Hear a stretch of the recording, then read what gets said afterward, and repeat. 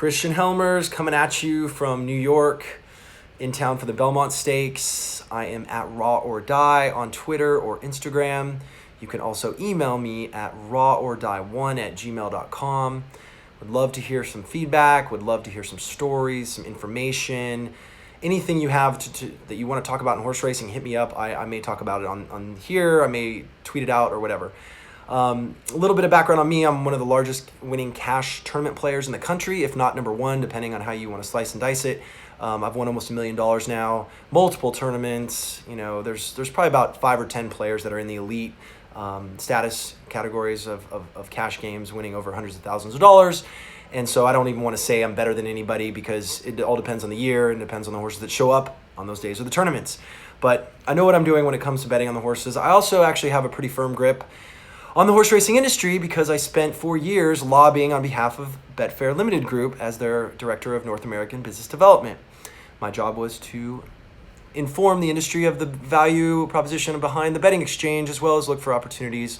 So after my 4 years, we ended up deciding to do a TVG acquisition for $50 million, and then that was that. It was too many years of not enough accomplishment in my eyes. Even though we got TVG in the hands of Betfair, it was still, I wanted the exchange going, and now it's going thanks to others. And so I have a lot of respect for the people at Betfair who made that happen, because we really do need the betting exchange in America so that we can have fixed odds, so to avoid those late odds drops, and we can also have the ability to lay a horse. Like, for instance, in the Belmont Stakes, it would be beautiful if somebody could lay, everyone in the Belmont to beat Justify, right? But anyway, episode 1 was all about cheating. We're on to episode 2. Episode 1 was about cheating, which is very interesting to me, because Pete Fornatale and Jonathan Kitchen, amongst a few others in the DRF media as well, they were interested in trying to point out potential collusion activities between horse players and people doing things that may be unsavory and this and that. Well, if you think about it, to pick the winning horses, it's you got to have the horse, and mad respect for Nissan and what he was able to accomplish, winning $500,000. It's just, I don't even know if anybody's ever going to hit as big of a score as that. That's turning $7,500 into $200,000 is a lifetime of achievement. He should get the Lifetime Achievement Award for Horseplayers, if there is one, which we could create on the show. Who knows? Regardless of that, let's talk about cheating in other areas. Let's talk about cheating in actually the game itself, because nobody talks about it. For whatever reason, the media in horse racing is paranoid to talk about what all of us horse players talk about consistently, and that is the use of performance-enhancing drugs. So, my first question is, do you think Justify is using or is being given performance-enhancing drugs by Bob Baffert or somebody in his team? That's my question. Okay? Please, email me. Go ahead and tweet it out. Go ahead and Instagram me if you don't like to tweet or to use email. My questions really are here. How do we know? Right? How do we know if Justify has been given performance-enhancing drugs? Well, I mean, the math alone leads us to believe either Bob Baffert is 500% a better trainer than almost every other trainer there is, or something else is going on. And I say 500% because when you start doing the math here, and you start multiplying the probabilities of horses winning Triple Crown races, and winning not only Triple Crown races, but winning by the margins and the times that his horses are winning, it begs the question, how is he doing this so far statistically outside the medians? Literally, is he 500 times or 500% or 5 times a better trainer than someone else? And to get Justify to get a chance to win the Triple Crown in just over 100 days, what do you think the probability is of that series of events, or that event in and of itself? Just start multiplying the math and look into this. You're talking into the tens of thousands to one, hundreds of thousands to one, some would even argue millions to one to get a horse to do that without some type of substance or some type of technique. Maybe he's a super genius and he's got all these horsemanship skills that nobody else knows of. Maybe he's big into using hyperbaric chambers, or using some type of muscle testing, or some type of massage or chiropractic or feed that I don't know. I'm asking you, what do you think? Because the math tells me that something is up. And it's going to be very interesting because, I mean, Bob Baffert last year, do you remember, on Belmont Stakes Day? 4 for 4.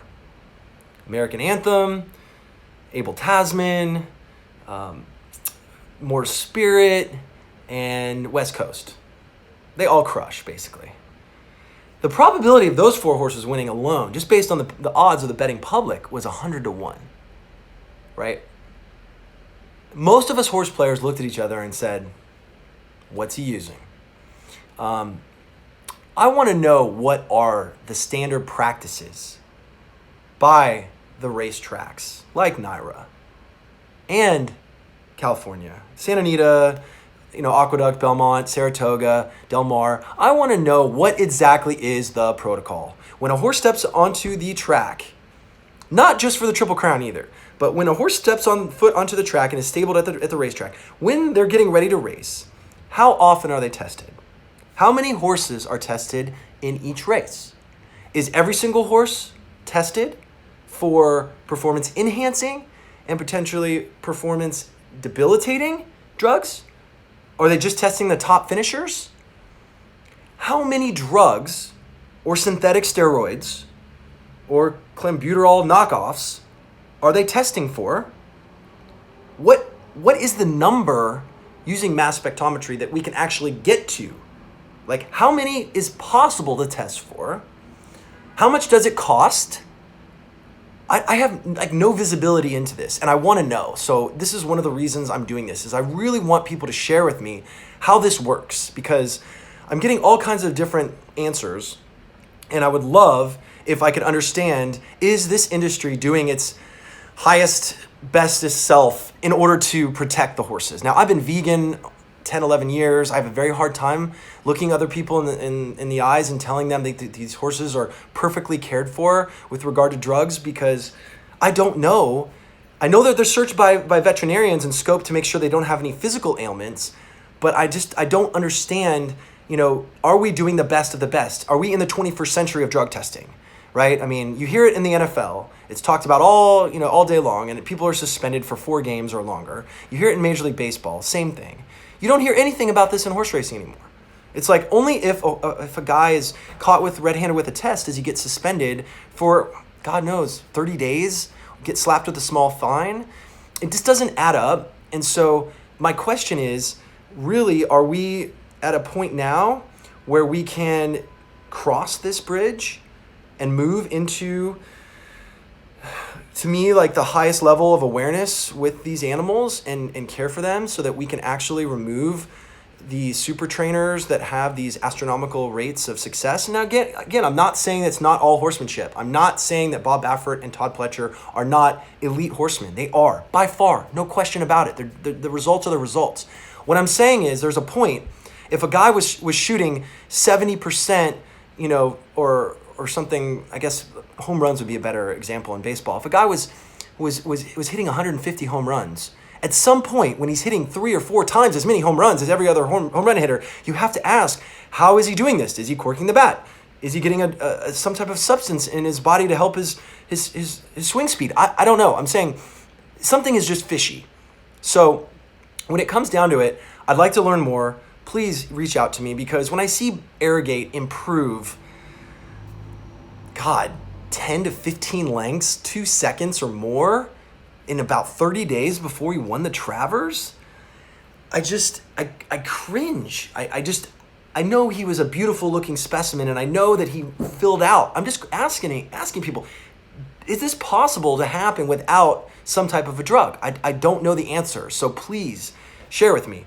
I mean, we know Bob Baffert has had 7 horses die of heart attacks. That's a fact. You can't dispute it. It was 7 times more than any other trainer during that time frame when those horses were dying of heart attacks earlier in 2011, 2012. Even one girl who was an exercise rider shattered her shoulder off one of his horses and never rode again. These stories aren't as publicized, I think, as much as, or we need to be reminded of this, like that, you know, what level of accountability are we holding these super trainers to? Are we scrutinizing them the same as everybody else? Because I found it very interesting also that Bayern took a left turn in the Breeders' Cup betting, or in the Breeders' Cup Classic, cut off the other speed horse, won the race, getting a softer pace, and was not disqualified. So it's just uncomfortable. It makes me queasy to think about. Now we're going to potentially see Bob Baffert win a second Triple Crown on a horse that's only raced within 100-something days, never started as a 2-year-old, and coronate him as basically God. I don't feel comfortable doing that. I feel more comfortable doing the Barry Bonds asterisk thing if he were to go in the Hall of Fame, right? There's a point where it doesn't pass the smell test. And I'm at a loss of words. I don't know how to view this thing. I'll tell you this, though. It's really even more troubling to me that Audible's not racing. I mean, you want to talk about, one of to me, the most chicken shit decisions made by owners to not run your horses against each other to see if they're the best. I mean, I want to compete against the best. When I play in these horse racing tournaments, I want the smartest, the top rebate shop bettors. I want the richest owners. I want the smartest people of all walks of life, the mathematicians, the statisticians, the Wall Street hedge fund boys like Tony Zhao. I want all these guys getting in there competing against me because I want to know that I'm the best. Ownership of Justify has a piece, or owns Audible as well, and so they're not going to race them against each other. Thank you. Thank you for ruining, to me, what was considered the sport of kings, where the richest of the rich didn't care about the money, and they would just try to see if their horses had more power and awesome. And we're not going to get that. We're going to get Justify into a situation where he's probably going to get an easy lead. No one's going to challenge him. And it's going to be American Pharoah again all over, most likely. Now, of course, I'm going to be betting against him because I have to. But, just think about competitive edge not going in against American Pharoah. Did that just make you cringe to know that the connections? Now, granted, Coolmore bought breeding rights to American Pharoah, so it makes total logical sense why they would want American Pharoah to win and to pull the horse out of the race. And who knows if Pletcher had some say in that or two or not, or was really upset about it. We'll never know. But at the end of the day, we got to see, to me, the most disgusting win in the Triple Crown history, with American Pharoah cruising along in basically a workout because he never got challenged. And we may see the same thing again on Saturday. I can't celebrate that. Okay, now if Justify continues to get better and better and continues to win and improve and so forth, he still gets top elite status with an asterisk. Okay, so that's me. That's the way I do it. I'm not disrespecting the horse, and I'm not disrespecting the result. I'm asking the how it's done, because the how matters to me. And I don't know if all y'all trainers out there are cool with this, but I don't know. It makes me wonder if the level, the playing field is level. If y'all are comfortable with, if some people have an edge using certain supplements or whatever, then that's fine. If you guys all agree that somebody's got some better technology, then go ahead. I just want to make sure the welfare of the horse is looked after, and I don't know of any studies done that show that these synthetic steroids or whatever people are using that are undetectable or being masked or whatever. I'm not a scientist. I'm an engineer. I just want to know that the horses are being well cared for. So if somebody could reach out to me, and that's a vet, and tell me that, yeah, if the horses are given these synthetic steroids, they're still okay, that makes me feel a little bit better about it. And maybe these guys, the super trainers like Pletcher and Baffert are using certain things. And yes, they deserve maybe, I don't know, they figured it out. Maybe they're given the pass because they are following the rules and they're just using things that are within the realm of drug testing. But I just want to make sure we're testing for everything that we can that's likely to, enhance the performances so that every trainer has a fair chance to compete against these big guys. Because Bob Baffert and Todd Pletcher don't only just get the best horses. There's plenty of other trainers that get horses well over $200,000, well over $1 million, and the horses are not doing what they're doing. And when I say they're not doing what they're doing, we're talking 300, 400, 500% times more likely. The math does not add up, okay? So I'm an engineer. I study statistics and math. When the median is that is that overemphasized, when somebody's above the median that high, something is going on. But again, maybe they have horsemanship skills that's super unique. I don't know. Anyway, I just wanted to put that out there and tell me if you agree with me. Tell me if you're going to be rooting for Justify, if you think this is going to be a great Triple Crown and you think it's, the greatest thing in the world just to see a horse do it. I mean, that's your opinion. To me, it's all about style and the how. I don't know. I'm just getting frustrated because I just don't buy it. So anyway, I'm Christian Helmers. Hit me back up. Tell me if you think I'm crazy. You can reach out to me. Email rawordie1@gmail.com. I always say, keep it raw or die trying. It's the only way you know you're living. Have a good time and may the horses be safe and come home fast, sound, and trouble-free.